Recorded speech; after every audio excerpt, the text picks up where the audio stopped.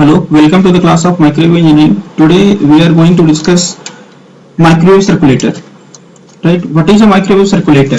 As the name suggests, circulator, that means a wave will circulate in a particular direction, either from the port number 1 to port number 2 in a clockwise direction, or from the port number 1 to port number 4 in anti-clockwise direction. That means the direction of the transmission will be specified. Either the power will transmit in clockwise direction or counterclockwise direction, right? So microwave circulator is a device in which a microwave signal is transmitted from the nth port to the n plus 1th port in a particular direction, in a specified direction. Either it will be in a clockwise or in anti-clockwise direction, right? The most popularly microwave circulators are 4-port microwave circulators, where there will be a 4-port, port 1, port 2, port 3 and port 4. We will discuss in this PPT about the 4-port microwave circulator, right? So what is the circulator? Circulator is a passive, non-reciprocal 3 or 4-port device in which a microwave or radio frequency signal entering any port is transmitted to the next port in rotation. In rotation means one by one, from port number 1 to from port number 2 to port number 3, port number 3 to port number 4, port number 4 to port number 1, etc. That means it will be in a rotation wise. So microwave circulator is a multi-port microwave junction which is used to couple the power in one direction, that is from port 1 to port 2 only. Not other ports like port number 3 and port number 4 will have no any power. This is the symbolic representation of microwave circulator, where we are seeing that there are 4 ports, right? There are 4 ports. Port 1, this is the port 1, port 2, this is the number port 2, this is the port 3 and this is the port number 4. When we apply any signal at port number 3, then it will appear to the port number 2. That means a power will transmit from the port number 1 to port number 2, but not other ports. From the port number 3, port number 4, we have 0 powers. When we apply a power at port number 2, then the power will be coupled to the port number 3, but not any other ports like port number 4, port number 1 will have the 0 power. In a similar manner, if you will apply a signal at port number 3, then it will appear to the port number 4, and if any signal is applied at port number 1, then it will be coupled to the port number 1. Right? This is the simple operation of the microwave circulator, and this is the symbolic representation of microwave circulator as well. This is the systematic diagram of microwave circulator. Through this we will see how the microwave circulator works. Right? In this diagram we are seeing that the microwave circulator consists of 2 waveguides. One is known as the primary waveguide and second is known as a secondary waveguide. The primary waveguide and secondary waveguides, we have 2 couplers, coupler 1, coupler 2 and the 2 phase shifter 1, this is your phase shifter 1 and this is your phase shifter 2, right? So these phase shifters are constructed by using ferrite materials, right? And as we have known, the property of ferrite materials is that it provides non-reciprocal phase shift. Non-reciprocal phase shift means if the wave is traveling from in this direction, then the phase shift theta will be different, while the wave is traveling from this port to this port or in this direction, right?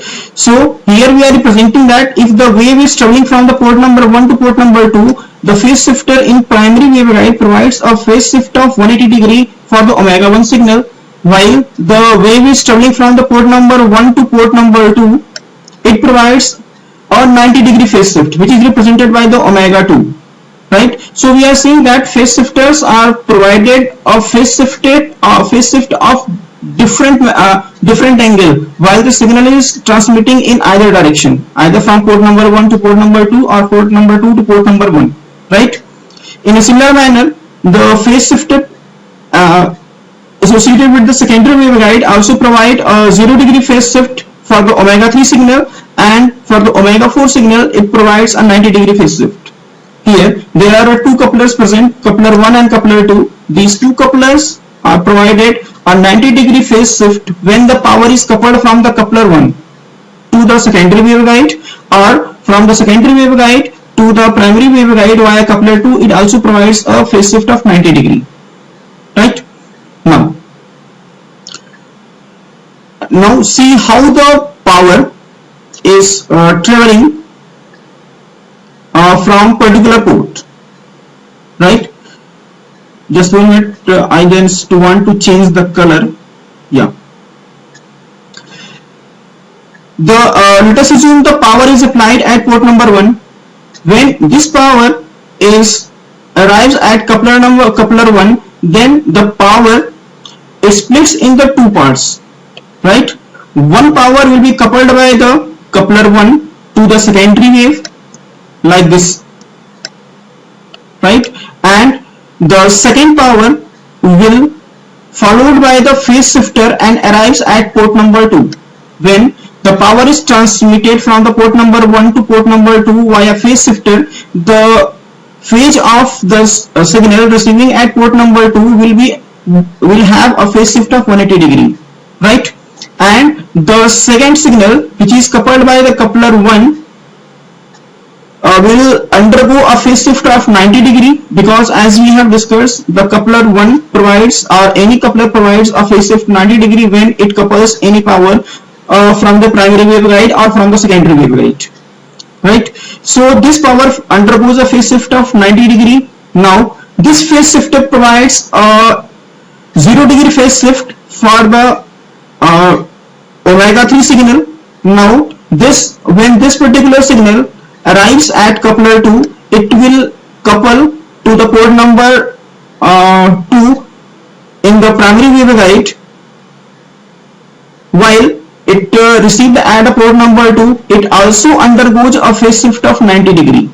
Right? So total phase shift for this signal will be 90 degree of phase shift provided by the coupler number 1 and 90 degree phase shift provided by the coupler number 2. So the total phase shift of the wave which are coming from the coupler number 1, secondary waveguide, coupler number 2 and the port number 2 will also have a phase shift of 180 degree. Now we are seeing that the signal which is coming from the port number 1 to port number 2 have a 180 degree phase shift, and the second wave also have a phase shift of 180 degree. So we can say that both the signals are having same phase. So the addition of these signals will happen while they receive at port number 2. That means the power will be coupled to the port number 2. Now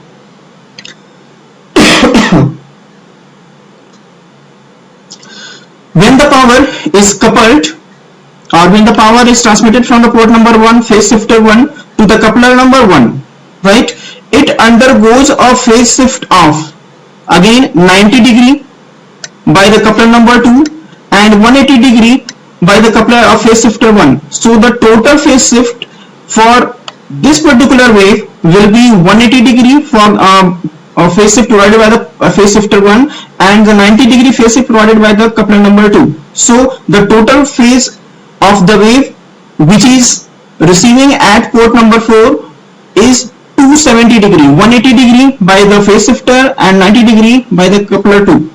Right? So one wave have a phase shift of 270 degree. Now the power which was coupled by the coupler 1 will also received by the port number 4. Right? This particular wave will have a phase shift of 90 degree only, because the phase shifter 2 provides a 0 degree phase shift. Right? When it provides a 0 degree phase shift, that means what? That means there will be no any phase change while the signal will be triggered via coupler 1 through the phase shifter and arrives at port number 4. Now the power received or signal arrives at port number 2. One is 270 degree and one is only 90 degree. The phase difference between these two signals is 180 degree. So we can say there will be a cancellation of power will occur. So we can say when any input signal is applied at port number 1, then it will receive at port number 2, but no any signal will receive at port number 4 ideally. But practically there will be a very small signal. Right?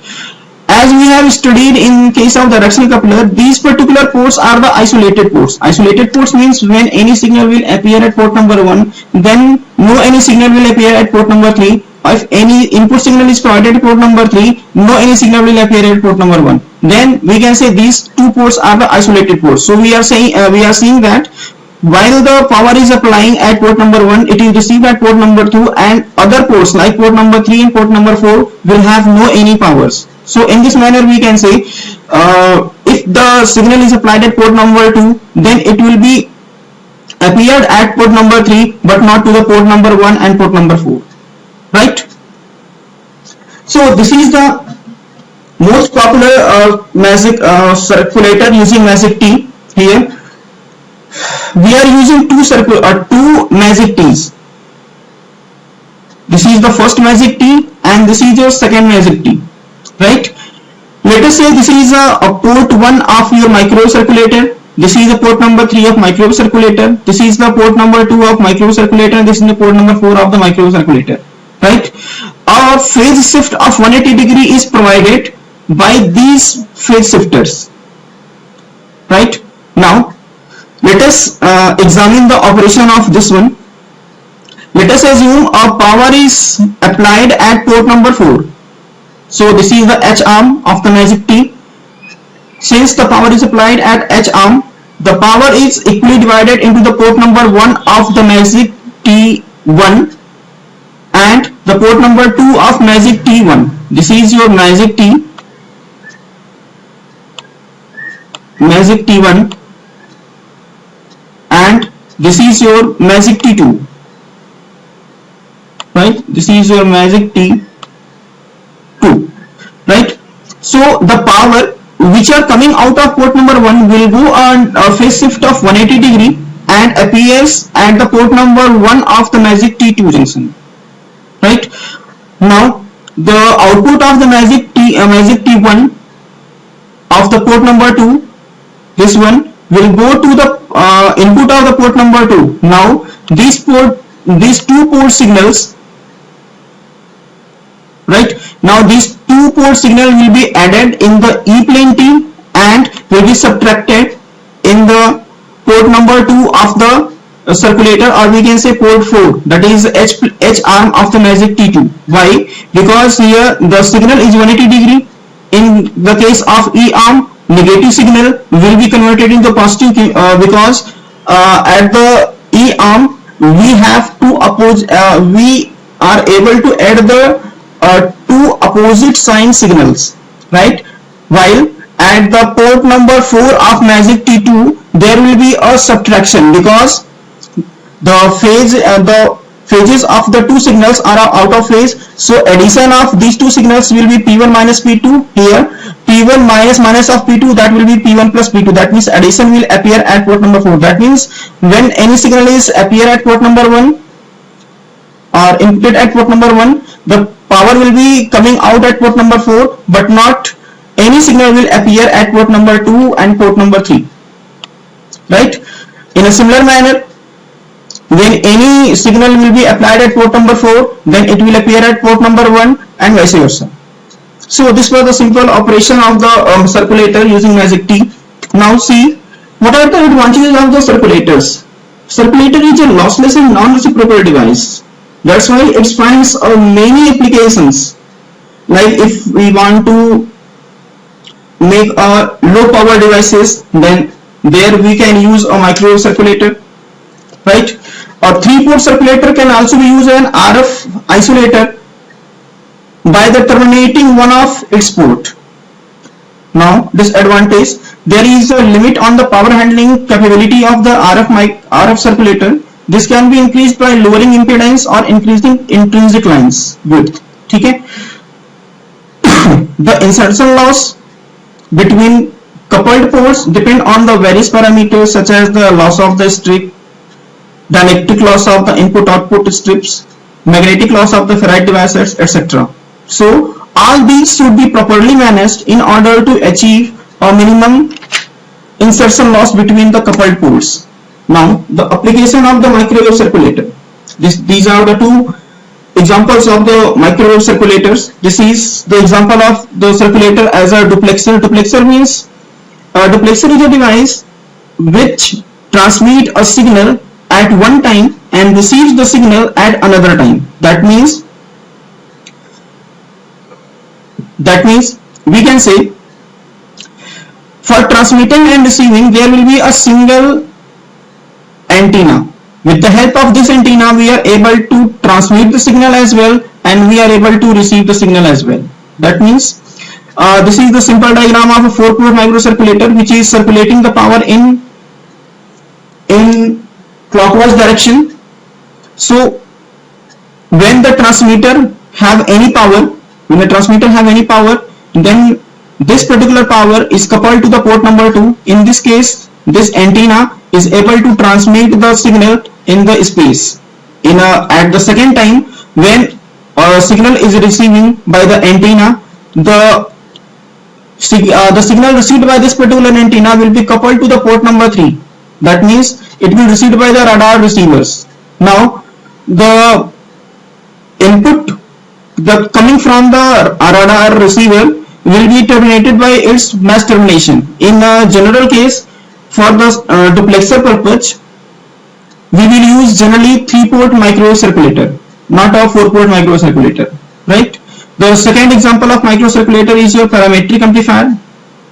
This is the diagram of my parametric amplifier, in which this is the one port number 1, this is the port number 2, and this is the port number 3 of microcirculator 1. This is the port number 1 of microcirculator, this is the port number 2, right? And this is the port number 3 of microcirculators of the second microcirculator. When we will provide any input to a port of the microcirculator, it will couple to the tunnel diode. Now the tunnel diode will amplify the signal and produces as an output of the output port of the circulator 1. Now the output of this power is fed to the input of second circulator.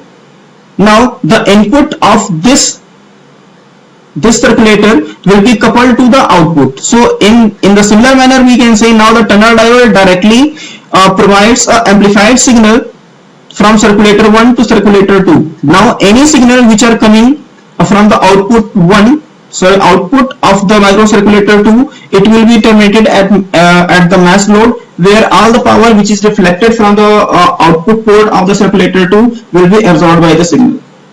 So this was all about the microwave circulator. Thank you.